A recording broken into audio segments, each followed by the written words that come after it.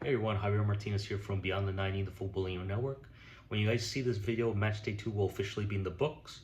Right now I'm recording this while DR Congo and Colombia are facing off, but I want to take this moment to make a brief video recapping Match Day 2 because I want to focus on two teams because there haven't really been much surprises.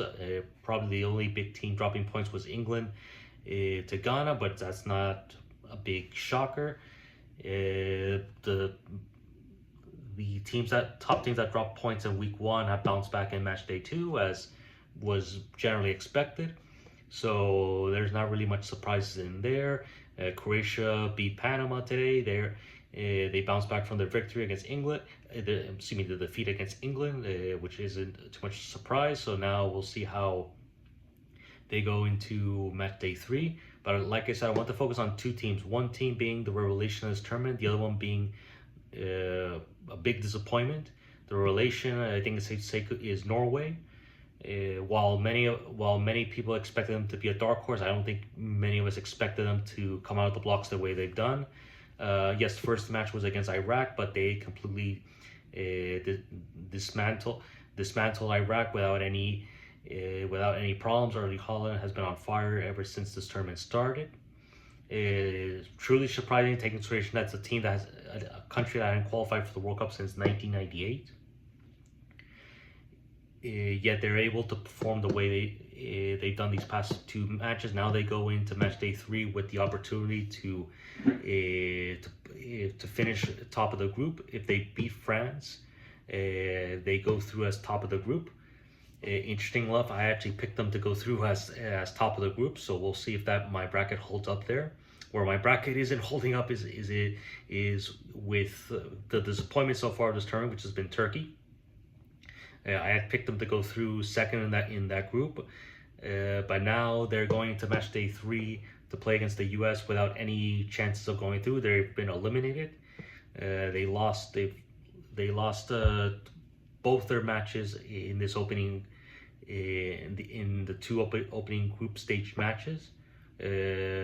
Paraguay could be one thing, but losing your first match against Australia, yes, Australia obviously is more experienced in the World Cup, but with the quality of that team, many of us expected them to be able to come away with the 3 points, and they lost 2-0. It was a complete shocker for all of us.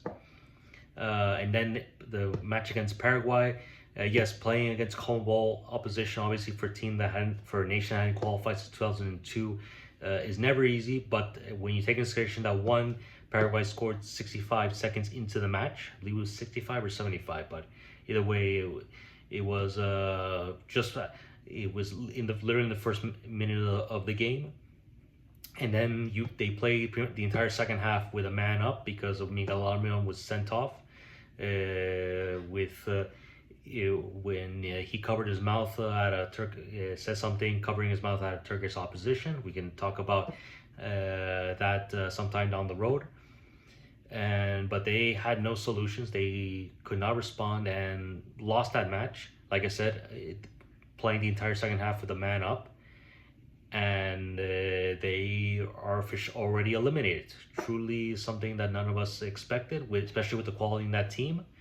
But that'll be a learning experience for them. We'll see how they respond going forward with the next Euros, the next World Cup. So next World Cup is still going to be 48 teams, or it could be 60, even 64, depending how all these FIFA members want to vote, what they want to implement. I don't know, but they'll probably bounce back from that. But Turkey, it's safe to say they've been a big disappointment in this tournament.